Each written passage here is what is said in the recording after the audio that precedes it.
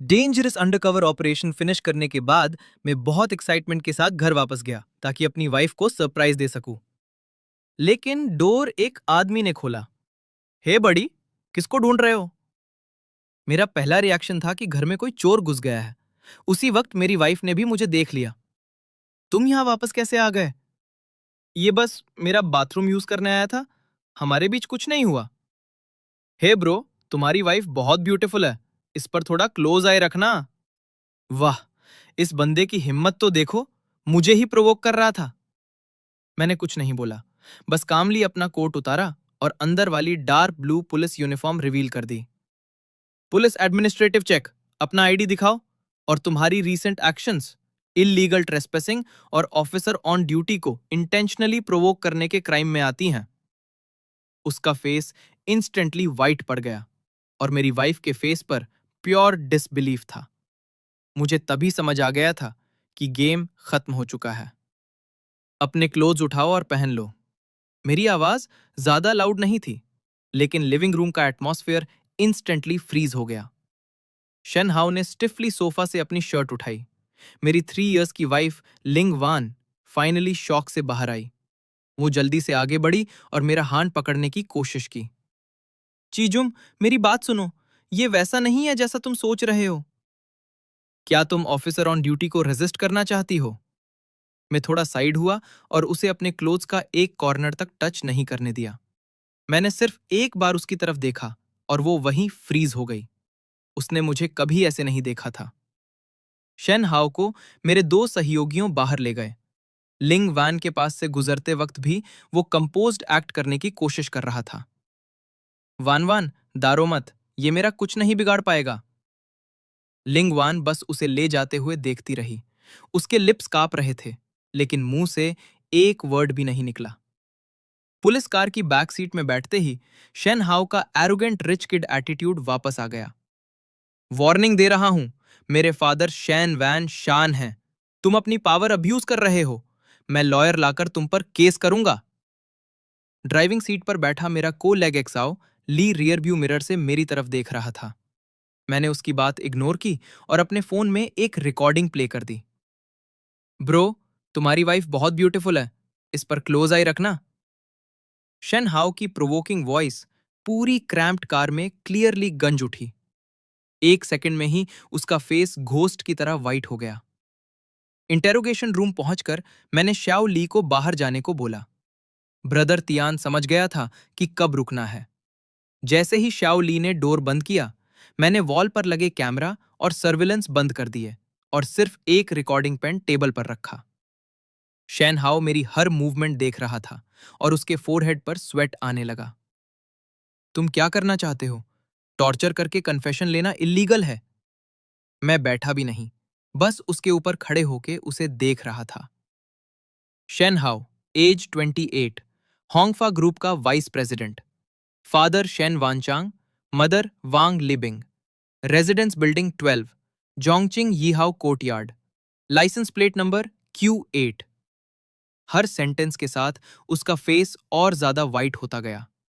ये सब इंफॉर्मेशन मैंने वापस आते वक्त टीम के बॉयज से निकालवाई थी। तुम चाहते क्या हो? मुझे कुछ नहीं चाहिए, बस क्यूरियोसिटी है कि एक कॉर्पोरेट वीपी के पास इतना फ्री टाइम कैसे है कि वो मेरे घर शावर लेने आ जाए। मैंने बोला ना, बस थोड़ी देर के लिए आया था। लॉन्ग वेन और मैं इनोसेंट हैं। मैं तुम दोनों इनोसेंट हो या नहीं ये नहीं पूछ रहा। क्या उसने तुम्हें बोला कि मैं एक वुडन ब्लॉक की तरह हूं जो उसे सेटिस्फाई नहीं कर सकता? मेरा टोन बहुत काम था, इतना काम कि उसमें इमोशन का एक हिंट भी नहीं था। लेकिन मेरी हर लाइन उसकी साइकोलॉजिकल डिफेंस को तोड़ रही थी। वो कांपने लगा। मैं मैं मैंने रिकॉर्डिंग पेन उसकी तरफ पुश कर दिया। तुम बोलो या ना बोलो, उससे फर्क नहीं पड़ता। फर्क इस बात से पड़ता है कि मैं आज का इंसिडेंट हायर अप्स को रिपोर्ट करूंगा। एक रिच सेकंड जनरेशन किड ने पुलिस ऑफिसर के घर में घुसकर उसे प्रोवोक किया। सोचो, तुम्हारे फादर को तुम्हें बचाने के लिए कितनी मेहनत करनी पड़ेगी। और सोचो, टैक्स ब्यूरो, फायर सेफ्टी और लेबर सिक्योरिटी वाले सडनली होंगफा ग्रुप में इंटरेस्ट लेने लगे तो क्या होगा? ये उसके लिए फाइनल ब्लो था। वो कंप्लीटली ब्रेकडाउन हो गया। मैंने उसे बोला, नेक्स्ट 30 मिनट्स के अंदर सब कन्फेस करें, और उसने एक भी डिटेल मिस किए बिना सब उगल दिया। कैसे क्लास रीयूनियन में उनका हुकअप हुआ, कैसे उसने अपनी वेल्थ और स्टेटस फ्लॉन्ट किया, और कैसे मेरी वाइफ मेरे बारे में कंप्लेन करती थी कि मैं बोरिंग और यूजलेस हूं। उसने बोला, तुम सिर्फ एक लो सैलरी वाले एम्प्लॉय हो जो एक हैंडबैग खरीदने के लिए 6 मंथ्स तक हेजिटेट करता है। मैं एक्सप्रेशनलेस फेस के साथ सब सुनता रहा, लेकिन मेरी फिस्ट्स इतनी टाइटली क्लेंच्ड थी कि नकलस वाइट पड़ गए। तो उसकी नजरों में मैं इतना पथेटिक था। मेरे पॉकेट में फोन कंटिन्यूसली वाइब्रेट कर रहा था। देखने की जरूरत भी नहीं थी, मुझे पता था लियांग वान कॉल कर रही है। मैंने फोन निकाला और बिना देखे कट कर दिया। फिर मैसेजेस की स्ट्रीम आने लगी। वी चैट नोटिफिकेशन पॉपअप हुआ। हबी, मेरी गलती थी, प्लीज घर आ जाओ, ओके। सब शेनहाओ का सिडक्शन था। मैं बस एक मोमेंट के लिए कंफ्यूज हो गई थी। प्लीज, हमारा 3 इयर्स का रिलेशनशिप ऐसे खत्म नहीं हो सकता। मैंने बस एक ग्लांस दिया और लॉन्ग प्रेस करके सब डिलीट कर दिया। जो मुझे चाहिए था वो मिल गया था। मैं इंटेरोगेशन रूम का डोर खोलकर बोला, breaking and entering, insufficient evidence, warning दो और इसे निकाल दो। श्याओली थोड़ा सरप्राइज्ड हुआ, लेकिन उसने सर हिलाकर फॉलो किया। शेन हाओ को लगा उसे रॉयल पार्डन मिल गया हो। वो पैनिक में भागते हुए बाहर निकला। उसे लगा डिजास्टर से बच गया। उसे बिल्कुल आइडिया नहीं था कि असली गेम तो अभी स्टार्ट हुआ है। लेट नाइट में फाइनली घर वापस गया और की से डोर खोला। एक स्ट्रॉन्ग परफ्यूम की स्मेल सीधा मेरी नोज में घुस गई। लिविंग रूम की लाइट्स डिम थीं और वार्म येलो ग्लो एटमॉस्फेयर को और सजेस्टिव बना रही थी। लियांग वान एंट्रेंस पर घुटनों के बाल बैठी थी। उसने हैवी मेकअप किया हुआ था और वेट हेयर उसके शोल्डर्स पर गिर रहे थे। वो सच में बहुत पिटीफुल लग रही थी। हबी, तुम वापस आ गए, मुझे तुम्हारी बहुत याद आ रही थी। बोलते ही उसकी आंखों से बड़े बड़े टीयर्स गिरने लगे। वो बस, वो सिर्फ पानी पीने के लिए अंदर आया था। हमने अभी तक कुछ भी नहीं किया था। शेन हाउ ने बस अपनी शर्ट उतारी ही थी, तभी तुम वापस आ गए। हबी, प्लीज मुझ पर ट्रस्ट करो। वो बोलते हुए मेरी शर्ट के बटन्स खोलने की कोशिश कर रही थी, लेकिन उसकी वो प्रैक्टिस्ड मूवमेंट्स अब मुझे सिर्फ नॉजिया फील करा रही थी। मैंने उसका हैंड किक करके हटा दिया। फोर्स ज्यादा स्ट्रांग नहीं था, लेकिन उसमें प्योर ह्यूमिलिएशन भरा हुआ था। वो वहीं फ्रीज हो गई और डिसबिलीफ भरी आईज से मुझे देखने लगी। मैंने ब्लैक रिकॉर्डिंग पेन निकाला और पॉलिश्ड कॉफी टेबल पर फेंक दिया, फिर प्ले बटन दबा दिया। वो बस एक लोली एम्प्लॉई है। शेन हाउ की मॉकिंग और careless voice quite living room में गुंजाने लगी। उसकी मंथली सैलरी तो बस चंप चेंज है। एक बैग खरीदने के लिए भी 6 मंथ्स तक हेजिटेट करता है। उसने खुद बोला, तुम्हारे अंदर बिल्कुल पैशन नहीं है। लियांग वान का रोना इंस्टेंटली रुक गया। उसका फेस घोस्ट की तरह वाइट पड़ गया। उसका बॉडी अनकंट्रोलेबली ट्रेम्बल करने लगा। मैं धीरे धीरे उसके पास गया और क्रोच डाउन हो गया। 2 फिंगर्स से उसकी स्टबर्न चिन पकड़कर उसका फेस ऊपर उठाया। तुम बस मोमेंटेरली कंफ्यूज्ड नहीं थी, तुम बहुत टाइम से ये प्लान कर रही थी। मेरे हैंड में प्रिंटेड डिवोर्स पेपर्स थे और मैंने उन्हें डायरेक्टली उसके फेस पर मार दिया। साइन करो और बिना कुछ लिए निकल जाओ। पेपर का एज उसके चीक को कट कर गया और एक हल्का रेड मार्क रह गया। वो फाइनली कंप्लीटली ब्रेक डाउन हो गई। ची जुन, तुम मेरे साथ ऐसा कैसे कर सकते हो? हमारी शादी को 3 इयर्स हो गए। सिर्फ इतनी सी बात के लिए तुम मुझे सब कुछ छोड़कर जाने को कह रहे हो? मैंने बस वही मिस्टेक की जो दुनिया की हर वुमन करती है। बस इतनी सी बात। तो फिर क्यों? क्या तुम मुझे एक बार फॉरगिव नहीं कर सकते? मैं उसका एजिटेटेड और ट्विस्टेड फेस देखकर कोल्ड स्नीर दिया। ये मैंने तुमसे ही सीखा है। ये लाइन उसके लिए फाइनल फेटल ब्लो थी। वो ग्राउंड पर गिर गई और स्क्रीम करते करते मिजरेबली वेल करने लगी। हनी, प्लीज, मुझे एक और चांस दे दो। मैंने उसकी क्राइंग कंप्लीटली इग्नोर कर दी और मुड़कर स्टडी रूम में चला गया। बाहर उसके रोने की आवाज आ रही थी, लेकिन मैं बस कामली बोलता रहा। ये हाउस मैंने शादी से पहले फुल पेमेंट करके खरीदा था और ये मेरे पेरेंट्स के नाम पर है। कर मैंने अपनी लाइफ रिस्क बोनस मनी से ली थी और वो भी मेरे नाम पर है। तुम्हारे हैंडबैग्स, ज्वेलरी और क्लोथ्स सब ले जाओ। ओ हाँ, तुम्हारे कार्ड में जो 700 मिलियन है वो पिछले 3 इयर्स में मैंने ट्रांसफर किए थे, याद से वापस कर देना। मैं 1 सेकंड के लिए रुक गया। तुम्हें साइन करना जरूरी नहीं है, लेकिन कल ये रिकॉर्डिंग तुम्हारे पेरेंट्स के फोन्स में होगी, तुम्हारे कोवर्कर्स के फोन्स में होगी और तुम्हारे बेस्ट फ्रेंड्स के पास भी होगी। चॉइस तुम्हारी है। इतना बोलकर मैंने उसे रिएक्ट करने का टाइम भी नहीं दिया। मैंने डोर जोर से बंद कर दिया और अपनी बैक उस डोर से लगा दी। धीरे धीरे नीचे स्लाइड होते हुए कोल्ड फ्लोर पर बैठ गया। एक हैवी एग्जॉशन की वेव मुझे पूरी तरह हिट कर गई। ये 3 इयर्स की मैरिज अब मुझे एक कंप्लीट जोक लग रही थी। वो वुमन जिसके लिए मैं सब कुछ सैक्रिफाइस कर सकता था, उसने अपने ही हैंड से मेरा हार्ट क्रश कर दिया था। मैंने आईज क्लोज कर ली और जब दोबारा ओपन की तब मेरे अंदर सिर्फ बोन चिलिंग कोल्डनेस बची थी। आज की रात तो बस बिगिनिंग थी। अगली सुबह जैसे ही मैं यूनिट पहुंचा, कैप्टन ने मुझे अपने ऑफिस में बुला लिया। कैप्टन का एक्सप्रेशन थोड़ा सीरियस था। उसने मेरे सामने एक फाइल स्लाइड की। देखो इसे। वो एक अनोनिमस रिपोर्ट थी।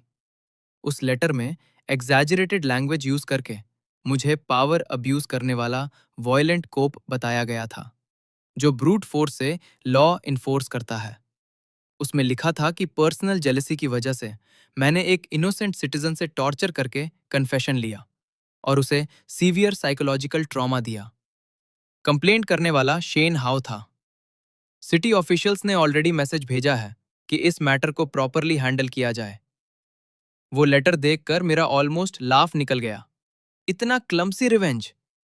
उसी वक्त मेरा फोन वाइब्रेट हुआ। मैसेज लियांग वान का था। ची जून, इतने हार्टलेस मत बनो। शेन हाउ की फैमिली से पंगा लेना तुम्हारे बस की बात नहीं है। अगर तुम डिवोर्स पेपर्स विड्रॉ कर लो तो मैं उनसे कंप्लेंट वापस लेने को बोल दूंगी। चलो फिर से पैचअप करते हैं। मैसेज में थ्रेटनिंग टोन भी था और सेल्फ राइटियस कॉन्फिडेंस भी। वो अभी भी सोच रही थी कि शेन हाउ उसका सॉलिड सपोर्ट है।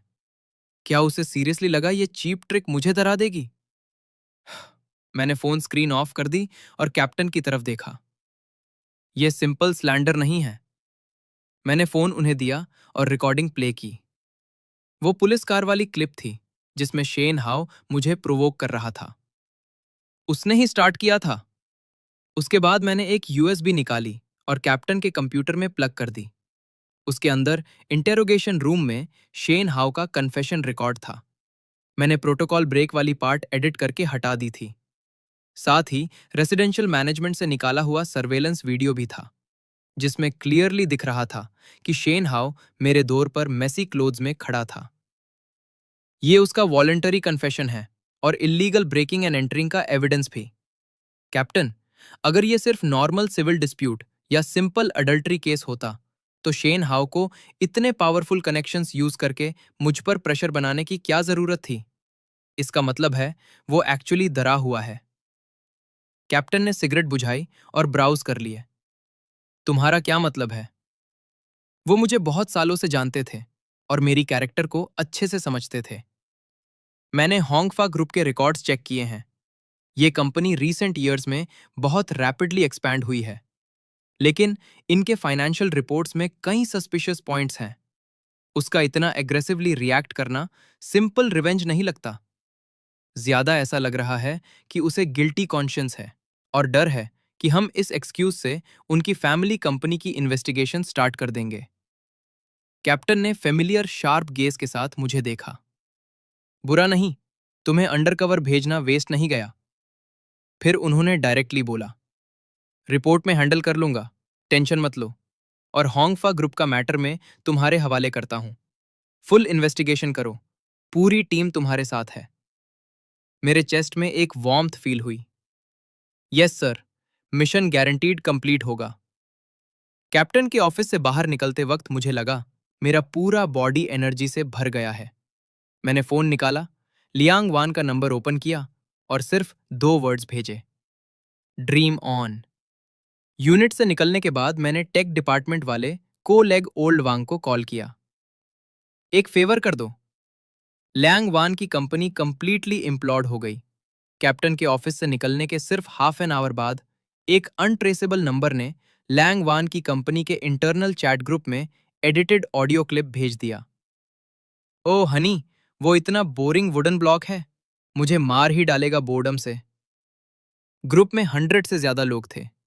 ऑडियो में शेन हाउ की वॉइस हटा दी गई थी, सिर्फ लैंग वान की फ्लर्टेशियस और सेडक्टिव वॉइस रह गई थी, जो दूसरे साइड वाले मेल क्लासमेट से बात कर रही थी। उसकी सैलरी इतनी लो है कि एक बैग खरीदने में भी हिस्ट्रेट करता है। तुम्हारे पास ही पैसा और स्किल्स हैं। वो हार्श और बिटर वर्ड्स में अपने हस्बैंड की बुराई कर रही थी। रिकॉर्डिंग ज्यादा लॉन्ग नहीं थी, लेकिन ट्या बहुत गर्म था। पहले ग्रुप कंप्लीटली साइलेंट था, लेकिन कुछ सेकंड्स बाद फुल एक्सप्लोड हो गया।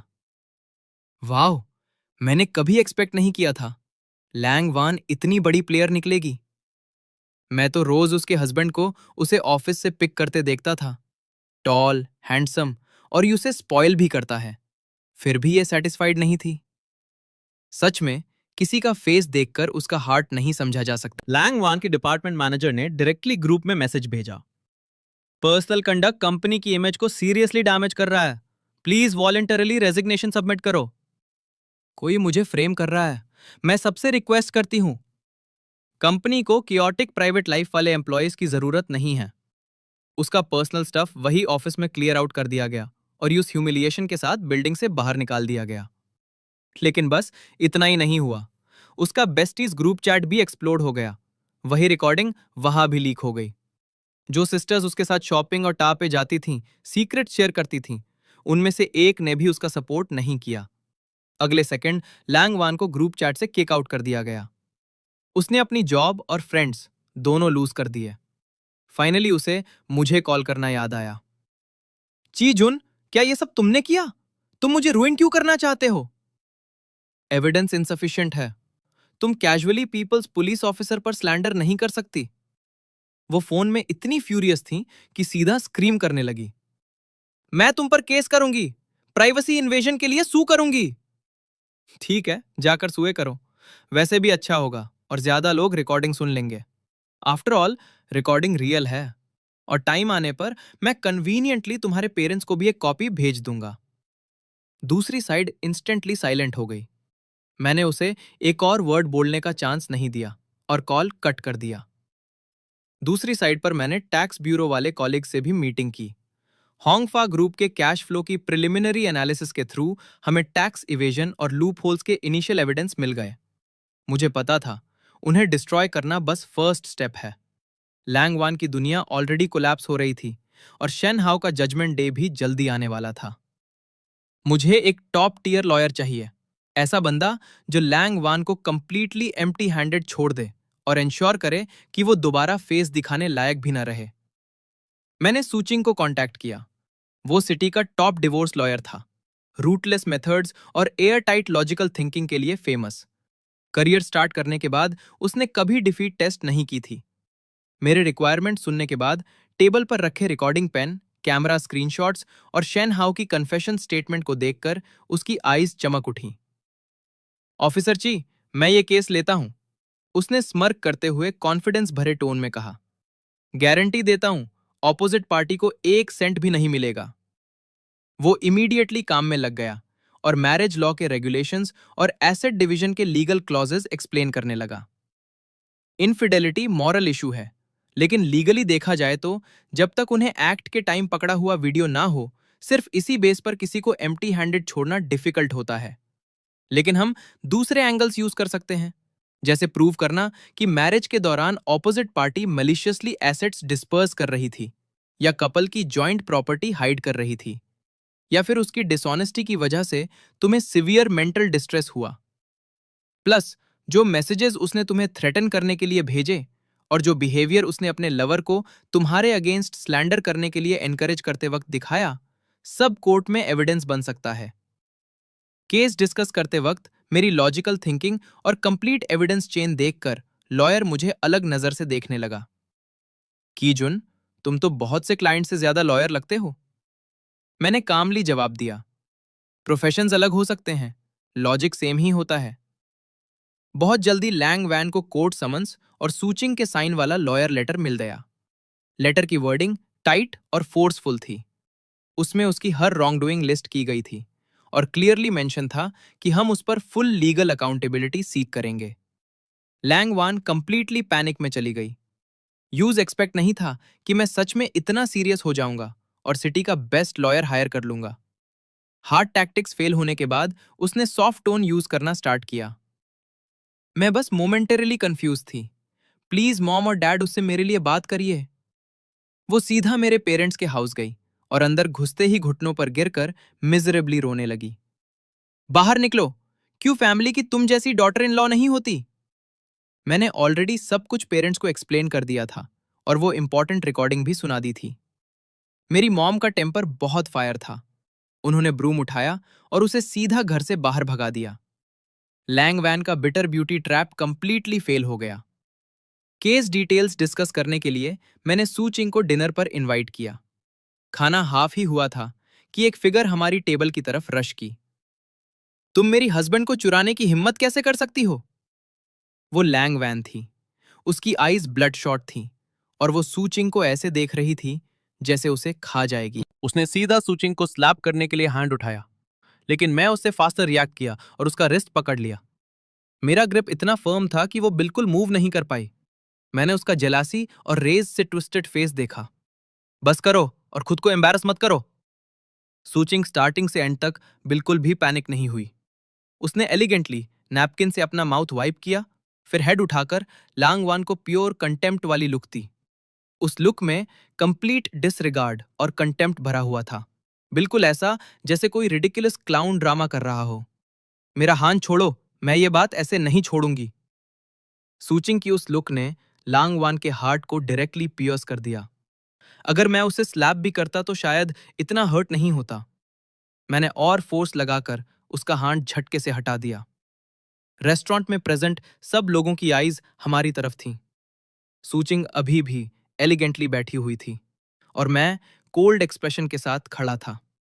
ये शार्प कॉन्ट्रास्ट बिल्कुल एक लाउड स्लैप की तरह था, जो डायरेक्टली लांग वान की सेल्फ एस्टीम पर लग रहा था। लांग वान अब कंप्लीटली एंड ऑफ रोप पर पहुंच चुकी थी। उसके माइंड में लास्ट लाइफ सेविंग स्ट्रॉ सिर्फ शेन हाउ था।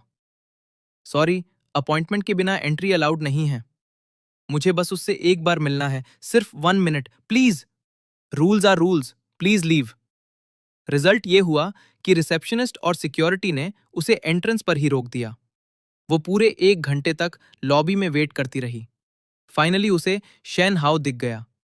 शेन हाउ ब्लैक बेंटले से बाहर निकला, पॉलिश्ड लेदर शूज पहने हुए।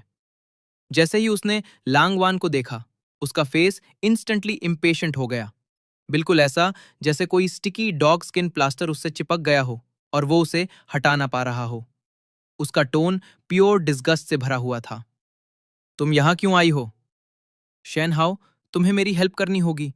चीजुन डिवोर्स चाहता है और मुझे कंप्लीटली एम्प्टी हैंडेड छोड़ना चाहता है। सिर्फ तुम ही मेरी हेल्प कर सकते हो। मैं तुम्हारी हेल्प करूं? किस बेसिस पर?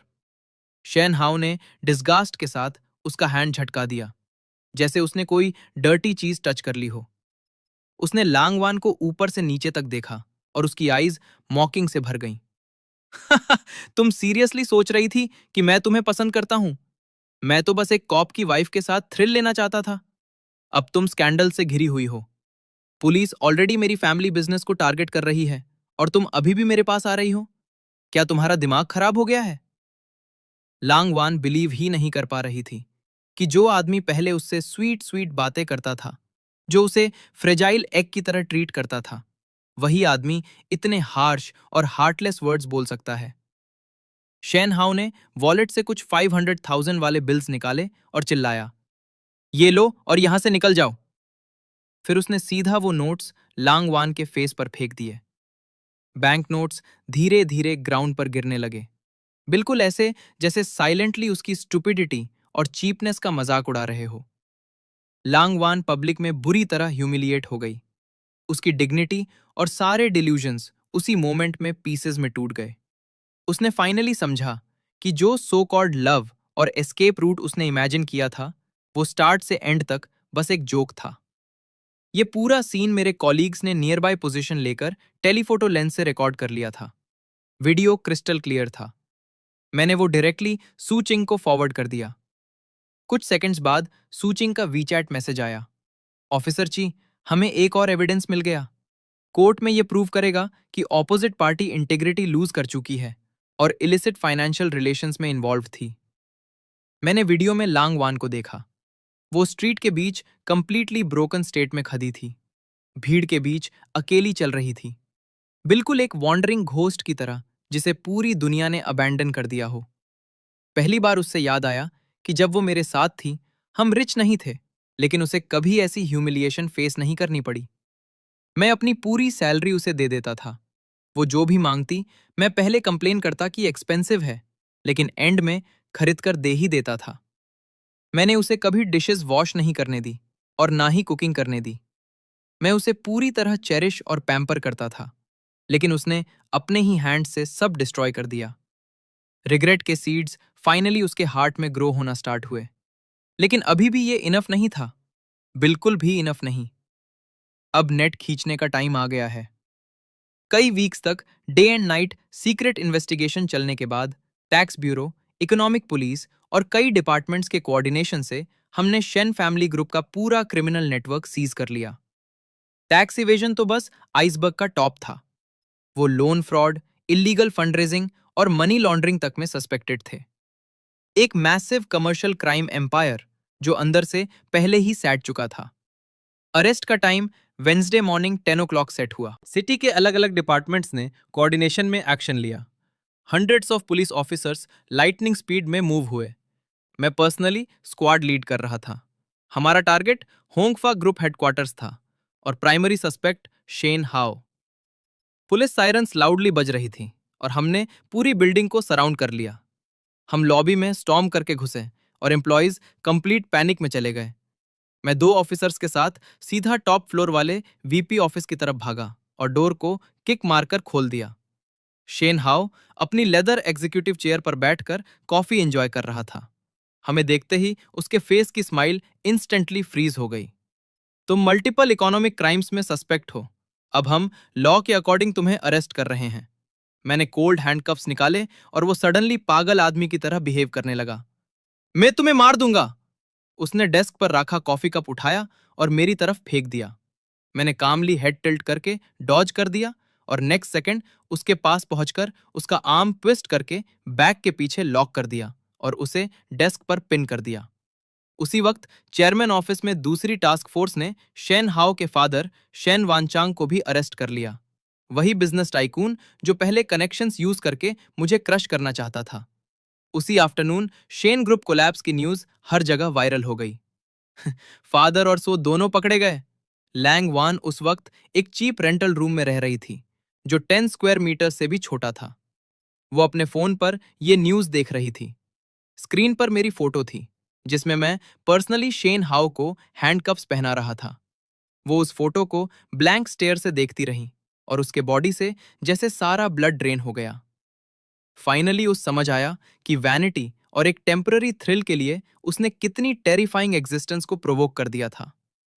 1 वीक बाद सिटी ब्यूरो ने मुझे कमेंडेशन दिया और क्रिमिनल इन्वेस्टिगेशन टीम का डेप्यूटी कैप्टन प्रमोट कर दिया। मेरा वर्ल्ड सनशाइन से भर गया था, जबकि उसका वर्ल्ड कप का बॉटमलेस अबिस बन चुका था। फिर डिवोर्स हियरिंग का दिन आ गया। कोर्ट में मैं प्लेंटिफ सीट पर बैठा था। मेरे साइड में काम और एक्सपीरियंस लॉयर सूचिंग थी और ऑपोजिट साइड डिफेंडेंट सीट पर लैंग वैन बैठी थी।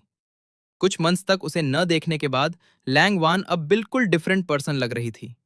उसका अपीयरेंस हैगर्ड हो चुका था और आईज कंप्लीटली हॉलो लग रही थी। जो लॉयर उसने हायर किया था वो एक यंग रुकी था जो इंडस्ट्री में ज्यादा टाइम से नहीं था। सूचिंग के पावरफुल ऑरा के सामने वो इतना नर्वस हो गया कि उसकी स्पीच ही मेस बन गई। ट्रायल स्टार्ट हुआ।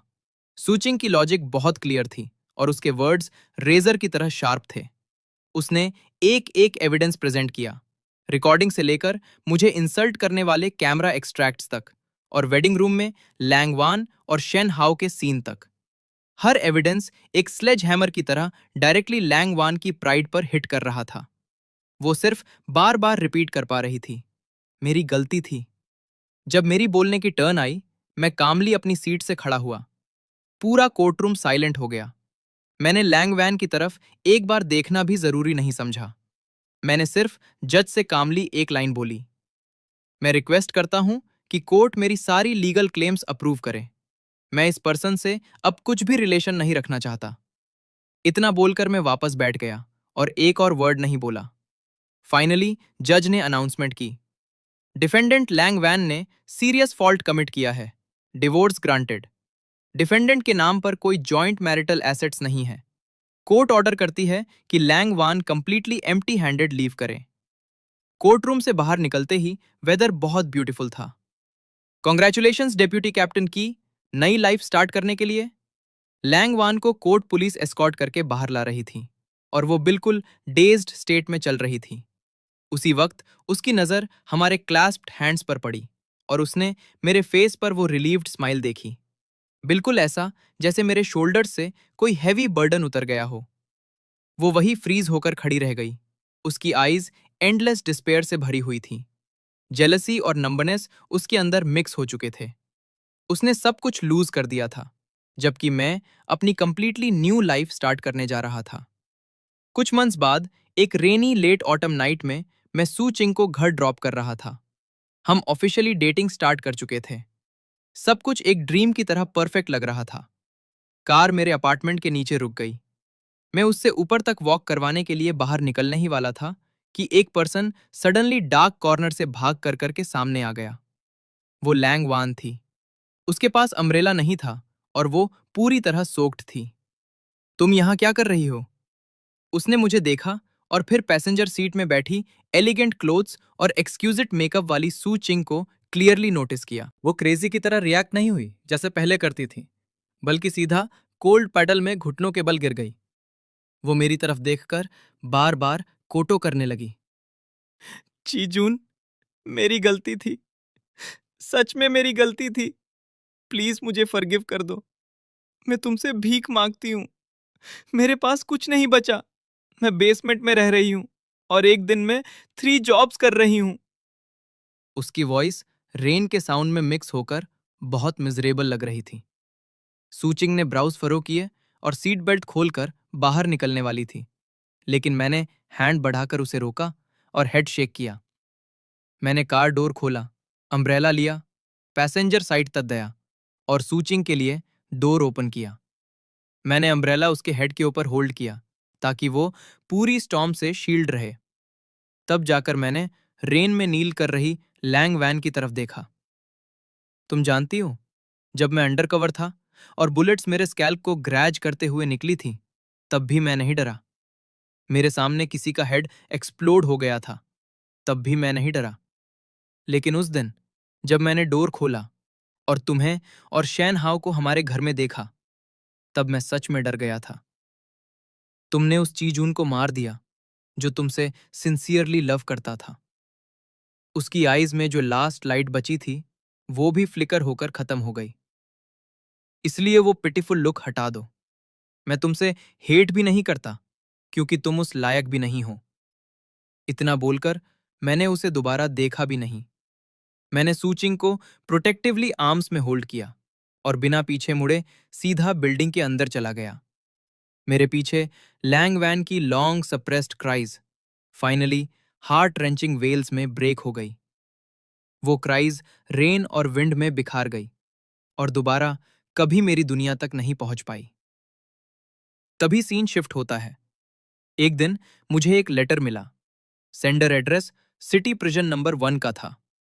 एनवेलप पर हैंडराइटिंग टेढ़ी मेढ़ी थी और उसमें एग्जिटेशन और रिजेंटमेंट भरा हुआ था।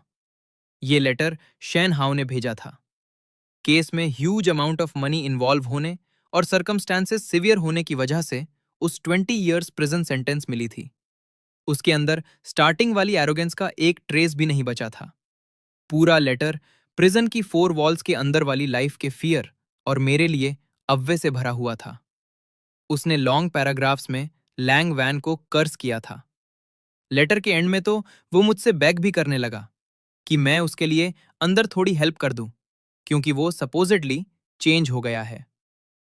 लेटर रीड करने के बाद मैंने बस कोल्ड स्माइल दी, कैजुअली लेटर फोल्ड किया और एक क्लीन न्यू एनवेलप में रख दिया। फिर मैंने एक कोलेक से लैंग वैन की करंट लोकेशन ट्रैक करवाई। वो अब और भी रिमोट जगह पर एक फिल्थी और मेसी कार वॉश में काम कर रही थी। मैं पर्सनली वहां नहीं गया। मैंने श्याओली को भेजा, वही कॉलीग जिसने पुलिस कार में शेन हाउ की प्रोवोकिंग रिकॉर्डिंग सुनी थी। श्याओली अपनी प्राइवेट कार लेकर कार वॉश गया। Lang Wan loose waterproof gear पहने हाई प्रेशर नोजल से मैकेनिकली फोम वॉश कर रही थी। उसके हैंड्स फ्रीजिंग कोल्ड की वजह से ब्राइट रेड हो चुके थे और उसका फेस मड और डर्ट से भरा हुआ था। जब श्याओली पेमेंट कर रहा था, तब पर्पसली वो एनवेलप उसके पॉकेट से स्लिप होकर लैंग वैन के फीट के पास गिर गया। उप्स, मेरा लेटर गिर गया। लैंग वैन झुककर एनवेलप उठाने लगी। जैसे ही उसने एनवेलप पर प्रिजन नंबर 1 और रेसिपिएंट में मेरा नाम ची जून देखा, उसके हैंड्स अनकंट्रोलेबली ट्रेंबल करने लगे। श्याओली ने प्रिटेंड किया कि उसने नोटिस नहीं किया। उसने कैजुअली लेटर वापस लिया और थैंक्स बोलकर पॉकेट में डाल दिया, लेकिन इंटेंशनली लूज छोड़ दिया। Thanks a lot. ये लेटर वैसे भी यूजलेस है। बॉस ने बोला रीड करने के बाद फेंक देना। शायद तुम्हें दे दूं स्क्रैप में बेचने के लिए। जैसे ही श्याओली वहां से ड्राइव करके गया, लैंग वैन बिल्कुल पोजेस्ड पर्सन की तरह उस लेटर को उठा लिया। उसने ट्रेम्बलिंग हैंड से dirty water stained letter open किया। शेन हाउ की वेनमस और हेटेफुल हैंडराइटिंग पॉइजन डैगर्स की तरह डायरेक्टली उसके हार्ट में घुस रही थी। जो इररेसिस्टिबल चार्म वो समझती थी, शेन हाउ की आईज में वो सिर्फ स्टुपिडिटी और डिजास्टर की रूप थी। 1 ईयर लेटर मैं सिटी क्रिमिनल इन्वेस्टिगेशन टीम का डेप्यूटी कैप्टन बन चुका था और मेजर केसेस हैंडल करता था। मेरे और सूचिंग के रिलेशनशिप नेचुरली प्रोग्रेस कर गए। वो स्मार्ट और इंडिपेंडेंट थी, मेरे वर्क की डेंजर और नेचर दोनों को समझती थी, और जब मैं सबसे ज्यादा एग्जॉस्टेड होता, तब वो मेरे लिए वार्मेस्ट कंफर्ट बनकर आती। इसलिए मैंने डिसाइड किया कि मैं उसे प्रपोज करूंगा। लोकेशन वही कॉफी शॉप थी जहां हम फर्स्ट टाइम मिले थे। वही विंडो साइड वाली सीट। ग्लास से सनलाइट आ रही थी और एटमॉस्फियर वार्म और रेडिएंट लग रहा था। मैं थोड़ा नर्वस था, मेरे पाम्स स्वेट से भरे हुए थे। मैंने पॉकेट से लॉन्ग प्रिपेयर्ड वेलवेट बॉक्स निकाला और ओपन किया। अंदर एक simple but sparkling diamond ring थी। सूचिंग ने मेरी तरफ देखा और उसकी आईज इंस्टेंटली टीयर्स से भर गई। क्या तुम फ्यूचर के सारे सीनरी मेरे साथ देखोगी? I do. और इसी के साथ मूवी यही एंड होती है।